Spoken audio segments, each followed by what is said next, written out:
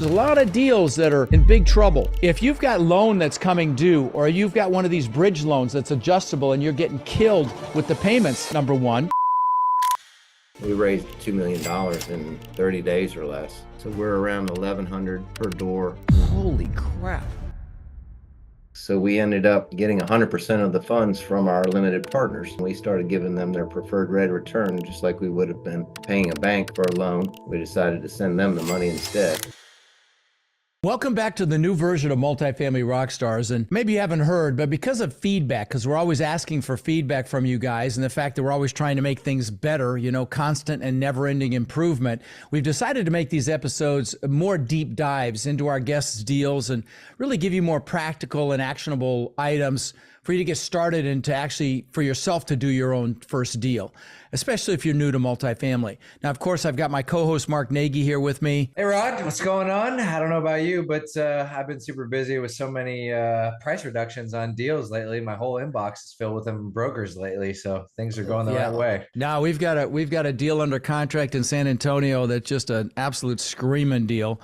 In fact, on that note, let me just say this: if you're accredited, text the word partner to 72345 to check it out. I mean, it's extraordinary. The one next door sold for $137,000 a door, and we're getting this one for $100,000. It's just an unbelievable deal. Deals are starting to come. Well, listen, we've got a great interview for you today.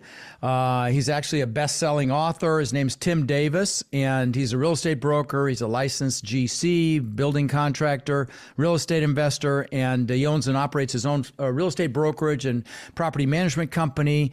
He's got, he's in quite a few doors as a limited partner, almost 700 as a limited partner. He's got his 60 doors himself that he owns himself. And he's done his syndication on a mobile home park, which we haven't talked about before here, which is unusual. Not unusual, but unusual to be on this show. So his name's Tim Davis, and welcome, brother. Good to see you. Thanks, Rod. Appreciate it. Glad you're here. So why don't you take a few minutes and just kind of give us some background on you, why real estate, and, kind of bring us from a little bit about your past and bring us current. Sure. Yeah. So I kind of fell into real estate when I was really young. I was 18 when I bought my first rental property, and It was kind of an accidental landlord back then. But it really intrigued me because I was, 18 years old, married with a couple of kids, and we were struggling. Wait a minute. Did you say 18 and married with a couple of kids? Yeah. Holy cow. You didn't waste any time, brother. Wow. Yeah. Got married young, but I dropped out of high school, got married, and we were struggling, and I was able to buy my first rental property. I actually bought it from my dad, who was a Assembly of God minister. He tried to get into real estate, but he just didn't make it. So he sold me my first rental property, which was pretty cool. And I loved the experience of getting cash flow from it. And so I started working on learning more and more about it as I went on. And so I've been doing this for quite a long time, 42, 43 years now. Wow. And wow. It's been a great experience. And I really enjoyed my real estate journey. I've worked through construction, and I did a lot of construction in my early days, and then worked into actually getting my brokerage license probably 15 years ago, and started a property management company. We managed about 500 rental properties in Central Florida, and I started buying up a lot of rental property myself right after the crash of 2008, 2009. And so was able to kind of semi-retire about 5 years ago. And then I joined the Warrior program probably three years ago, because I really wanted to learn about multifamily and really get into that. I had not been in that space in the past. And so that's when I jumped in as a LP, several deals, and then we just did our very first syndication on our own with a small mobile home park which I thought was kind of interesting because it would have been hard to finance that through a bank. So we ended up getting 100% of the funds from our limited partners, and we're giving them the preferred rate of return from day one. We started giving them their preferred rate of return, just like we would have been paying a bank for a loan. So we decided to send them the money instead, and it's been a pretty good deal. Everybody's enjoyed that. They're really anxious to do the next deal with us. So Nice. Now, are you in Lakeland or where are you? yeah, I live in Lakeland. I've been in Lakeland Okay. since 1976. So I've been here a long time. Wow, you said Central Florida, and I'm like, yeah, that's about as central as I could think of. Good guess. Okay. Yeah. I didn't know that, or if you had told me, I'd forgotten. Forgive me, but forgot what I had for breakfast already. So, so you started in 2008 and 9. That's good timing. Yeah. Good for you. You know, I was hiding under a rock then, yeah. So you know, you've been in the Warrior program. Have you been to a Warrior event where we do the network and all that business? Absolutely. I go to every single one that you have. All right. Yeah. Well, the reason I'm asking is we just had an interview and you know, she talked about being overwhelmed there in the networking piece, you know, because I tell everybody, what's your superpower? Go meet other people. That's one of the biggest benefits. Would you agree of the events like that? Now, guys, you can do this on your own. Go to meetup groups, you know, get out there and meet people, but you've got to, you know, in this business, you got to align with people that shore up your deficiencies, and you know, you get these symbiotic relationships. Like the most common is somebody that's analytical with someone that's outgoing. But you know, what has your experience been in the whole networking piece? Do you find that's a skill set of yours? Yeah, I love networking with the guys at the Warrior, especially lunchtime and dinner time. Those are some of the best times because you get together with them and just start talking about deals, finding out what they like to do. You know, as far as my superpowers, I guess we call them, and in the Warrior program, you know, I love to structure deals, and I love to solve problems. I am not the detail guy that's going to crunch the numbers, and you know, but I'll look over the numbers once they're there. But I'm not the guy that's going to do all the underwriting. Same here. You're probably the same way. Same here. Oh yeah. No, listen. You know, we just throw those guys in a room with a spreadsheet and throw raw meat in once in a while. Keep them happy, right? Now, walk me kind of through that process of figuring that out, because obviously you did a bunch of passive investing as an LP, and then obviously, you know, you did the GP deal. What was the idea on the LP deals? Was that so that you could learn and kind of help figure out your superpower, or was it just getting rid of some cash that you had at the time? Well, yeah, no, it was, you know, when I joined the program, I wanted to get involved right away. And so I started talking to my coach and different people in the program, and they suggested, you know, join a LP deal. So I was kind of anxious to do one. And I think I jumped into one that was kind of not well thought out, but you know, interestingly enough, it ended up turning out real well. I'm making I'm getting, actually, they're giving us back our capital this month, and we're getting about a 22% return on our investment, annualized return for the last 2 years.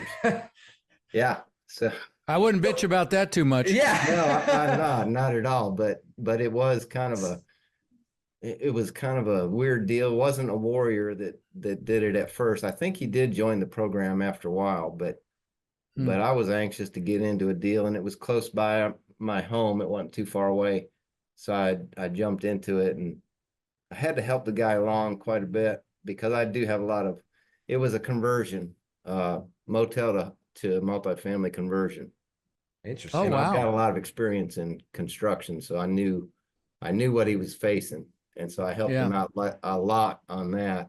Even as an LP, I didn't have any responsibilities as a GP, but I kind of helped him through some issues and got him straightened out. And you're a good LP to have as a passive investor. I bet he's thankful that he brought you in on that deal then. Yeah. Yeah. What types of listeners would be able to relate to you, do you think, Tim? We've got so many different personality styles that listen to this show. We've got analytical people, we've got, more outgoing people, we've got more process driven people, we've got business owners, and, everything in between. So Yeah. who do you I, think? I think people that can relate to me are probably people that have, like, entrepreneurs that have gone through the school of hard knocks. I meet a lot of guys at the Warrior program who are engineers, they got degrees and all this stuff. I don't have that. I've just been in the school of hard knocks. I've been through it, and so that's the kind of guy, or guy or girl. It's like, if I can do this, anybody can do it. That kind of thing. That's the way I look at it. So out of curiosity, what made you decide to even join a group like ours instead of continuing with the School of Hard Knocks and multifamily? I'm one of those people that I love to continually educate myself. I've always been a self-educator, and I know one thing, that if I can jump into a program and I have a teacher or a mentor, somebody that I can follow behind, that I can do what they've done, or something similar to it. And so that's why I joined the Warrior program, because I had read Rod's book, and I had watched some of the podcasts and been familiar with what he'd done. I think you came to our RIA in Polk County. I sure did. Oh, Yeah, that's you came funny. there That's a couple right. times, Yeah. and I was really impressed with your presentation those thanks. times. And Okay. that's why I joined. Yeah, I think the last time I was a little annoyed because I drove. I mean, it was like 2 hours each way for me, and there were like 13 people there. I'm like, oh my God, are you kidding me? And I didn't get home till like midnight. Yeah, I remember now. That's funny. That's really funny. Yeah. So let me ask you this: what do you think is your superpower? Because we talk about superpower, we use that word because everybody this is a team sport. You bring your superpower to the team, and you align with people that that are stronger where you're not as strong. What do you think you bring to a team, buddy? I mean, besides construction, we know you're great at that, obviously, because you mentioned that earlier. The construction knowledge is one of the things that I can bring to the team. Helping structure deals. I know a lot of people too. I can bring a lot of capital to the table. That's how I did the mobile home park. Those were all people that I knew that I put together, and we raised about $2 million in 30 days or less. Nice. So those are some of the things that I can bring to the table if somebody wanted me to come alongside them and help. Definitely understanding construction is probably one of the strongest things that I have. Yeah. Now, speaking of this deal, correct me if I'm wrong on any of this. You have kind of an interesting story jumping into this of how you found this deal. I think you mentioned you found it. You were underwriting an at a RIA, I think, and you liked it. Tell the story about how you found and where you found it, where you even got the deal from, and then we can kind of jump into the deal further from there. Yeah, so I am the focus group leader for a different RIA. It's called the Central Florida Real Estate Association. It's from Orlando. And I've been the focus group leader for the landlording group. They have this group. We meet once a month, and we talk about landlording and being a landlord and different issues like that. So one of the or twice a year, I usually have it set up where we do a little segment called Deal or No Deal. And for that, we do some real quick underwriting. It's nothing that it's nothing real intense, but I give them some ideas of how to look at a deal and determine whether or not there's potential there that you want to look at a little bit closer. And so I found several like duplexes, quads, different things on the MLS, and I actually found 2 mobile home parks, and it was on the multiple listing service. And I was like, man, let me take a look at these. So we took a look at them, and as I was presenting them at the focus group and we were going through the numbers, I was like, there might be a deal here. And so I actually started looking at it a little bit closer, and I actually put both of the mobile home parks under contract and started our due diligence on both of them. One of them dropped out. It was not represented properly because the guy that was trying to sell it, I think he's trying to pull a fast one on us. But the other one, it was a mom and pop, and it was hard to get some of the information out of them, but being that I've done this a long time and I'm pretty good at negotiating. I actually pulled the information out of them, got it all put together, did our underwriting, and I felt pretty confident that this deal was something that we could do. So we went ahead and moved forward and closed it in May of last year, and it's been a pretty good deal.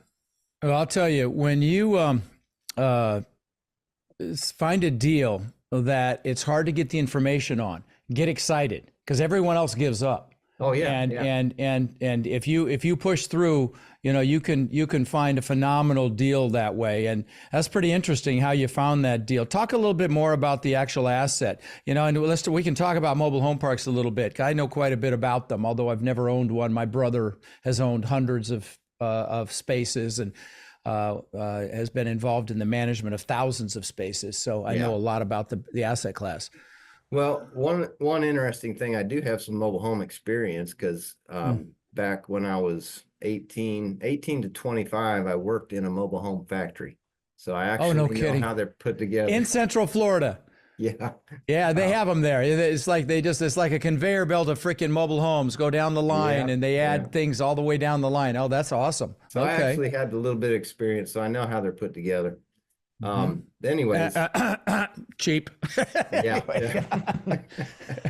Yeah. But this one, all the mobile homes are owned by the park. So it's all like having an apartment complex. We had to do our due diligence by inspecting these things because there was some deferred maintenance, and I saw quite a bit of it, but I wasn't scared of it because I know how they're put together and I know what to do to fix them. And the tenants that they had were had very bad habits. Let me put it that way. So we had to really start just culling them out as soon as we got in there. Like what? Like paying late or not paying on time? Like what not sort of paying things? at all. Yeah, paying late, not paying at all. Yeah, there was quite a bit of issues. I don't think that 50% of the people were not qualified to be in there. Wow. Because mom and pop that were running it before, they had a very poor system of qualifying people, and we've got a professional management company that I own, and so we know how to actually do that. So we were able to turn it around pretty quick. We still got about 2 or 3 units that need some rehab, and then we'll have it all full by the end of this first quarter. But it's a little challenging at first because of the bad habits and the clientele that was in there. Well, I'll tell you, the common business model is not to do what you're doing. It's to actually convert them to lot rent and have them own the home, and all that. What you're doing is more challenging. And that's why when you told me it was a mobile home park, I asked you if you lived near it because you'd be managing it. And you told me you had a management company, which of course makes that a whole lot easier. But, they are tough to manage. And typically with a mobile home park, I wouldn't consider one unless it was at least 50 spaces so I could have an on-site manager. And so that's why I asked the question. And like I say, my knowledge of these things is you go in, you'd see if the numbers make sense, if you can sell them the home, and then they're paying you a fee for the home, and they're paying you lot rent and all that. And that's a more common approach. But with a management company, you can make it work. Yeah. Yeah, I've seen the approach that you're talking about. I've seen that before. The only problem that I see with that sometimes, depending on the condition of the mobile homes, if they're in rough condition already, and you sell them to somebody, they're not going to maintain them, and they're just going to probably go downhill. So, Yeah. so, what we're doing is doing some repairs, doing some fixing the deferred maintenance that was on all of them, and trying to get them up to speed. We could convert it later once we get them all in good operational order. But for right now, we're doing all right the way we have it. It's working. Well, I see your 5-year projections here on this deal. You're almost going to double rents, which would be great. And from what I'm hearing, again, you correct me if I'm wrong, if we could go a little deeper, it sounds like it's very similar to a multifamily value add in that you're just managing it better, increasing rents, bringing in new tenants. Is that the entire play on this deal, or is there something else that's bringing rents so high that we're missing? No, I mean, it was under the rents were low when we got it. We knew they were low, and that's what made it appealing, because we knew we could get higher rents, but it's still affordable living. This is not even like your average rent in Polk County. I think it's about $1,500. So we're around 1,100 per door there, maybe a little bit more, but Single wides or double wides? they're single wides. Oh, wow. And you're getting 1,100? Holy crap. Yeah, I know. Wow. I don't even know what to say to that. Holy cow. Now, That's on crazy. that, you mentioned this deal was on the MLS. Was this with a commercial broker that this just happened to be overlooked, or was this with a residential broker that came across this deal? How did this deal get overlooked, do you think, by other investors? The broker that had it was a friend of the owner. So she was more a residential realtor. She really did. And that's actually, sorry to interrupt, that's actually a ninja trick, honestly, is to get aligned with residential brokers in a market. I can tell you it's really interesting that where it's at, because you know who Kevin Bupp is, right? He had a mobile home park course and all of that stuff. And I went to one of his events in Orlando, which is right down the road. And we went to look at a 100 and some space park that he had bought in Orange something, Florida. It was Orange County. I feel like the city name had Orange in it. But anyway, it was $2 million, and he found it in the residential MLS because the broker didn't have a clue what to do with it. By the way, guys, what happens is someone will buy a house from a residential broker, but maybe they've got a mobile home park in this case, or a 10 unit, 8 unit, 6 unit, 20 unit. And they're going to go to that residential broker to sell it, who hasn't got a freaking clue how to sell it. So they'll throw it in the residential MLS, and you can get phenomenal deals. So, one of the things I teach in my boot camp is connect with a residential broker in your submarket, and you can get deals nobody else has seen. So, all right. That's good. The best way to do that, Tim, you can give your advice. Did you yourself have access to the MLS, or did you have a broker that you worked with that gave you access? I'm a licensed broker. Yeah. Okay. So you had direct access then. Yeah. So that kind of gave you a little bit of an advantage, just digging into the MLS yourself then. Right. But I would say another good tip just on top of that, if you don't have access, find a residential agent or somebody that can give you access, so that way you can find those people. Because otherwise it's tough. Oh, hold on. Not give you access necessarily, but put an alert in that if any multifamily property hits the MLS, they'll let you know, and you'll take care of them. They'll write the contract. Depends where you live. Yeah. No. Yeah. Yeah. So, okay. So let me ask you this. What's a hot topic in multifamily that everybody's talking about right now? The hottest topic that I've seen lately is the interest rates being so high. It's made it very difficult. So financing has made it difficult to make the numbers work. That's why, I was looking at your deal. In fact, I think I'm going to invest in your deal in San Antonio. Yeah. Because you got that assumable loan. Yeah. I'll describe that deal real quick. So we've got a 296 unit asset a mile away from this one, mile and a half away, and this is 200 units. And these units are much nicer than the one we have, which is always in the 90% plus range occupancy. I mean, the units are larger. They all have fireplaces. They all have washer dryer hookups, none of which we have in the other asset. And it's on a lake. We've got 37 units on a lake, but we're assuming a 4+% interest rate that's still got 7 years on it, which is a fantastic loan. So it's great debt. 37 units on the lakefront. If I didn't say that already, it's a nice, and the asset next door sold for $137,000 a unit like a year and a half ago. One across the lake sold for $120,000 a unit. The same vintage, and we're getting this one for $100. I mean, it's a screaming deal. So very, very exciting. And I need some work. We got to roll our sleeves up. We're putting a ton of CapEx into it, a ton of renovation costs, but I mean, they're going to be really nice when we're done. So very excited about it. And yeah, by the way, if you're an accredited investor, text the word partner to 72345 and let's talk about it, because we still got a little room left. I mean, it's getting close to being full, but there's still some room left on it.